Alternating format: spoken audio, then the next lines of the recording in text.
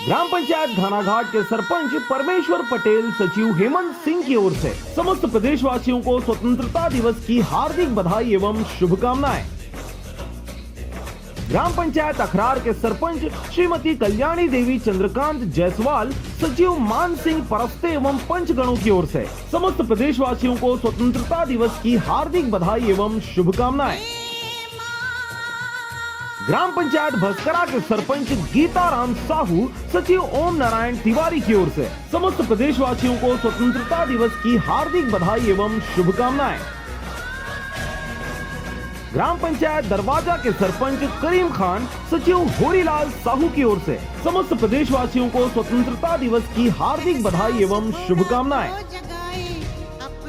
ग्राम पंचायत गोड़खामी के सरपंच श्रीमती रत्ना संजय काठले की ओर से समस्त प्रदेशवासियों को स्वतंत्रता दिवस की हार्दिक बधाई एवं शुभकामनाएं।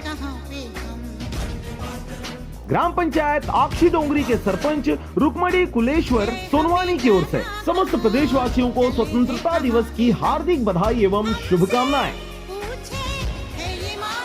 एक शुभचिंतक की ओर से समस्त प्रदेशवासियों को स्वतंत्रता दिवस की हार्दिक बधाई एवं शुभकामनाएं। श्रीमती अंजना जायसवाल, भाजपा महिला मोर्चा जिला महामंत्री की ओर से समस्त प्रदेशवासियों को स्वतंत्रता दिवस की हार्दिक बधाई एवं शुभकामनाएं।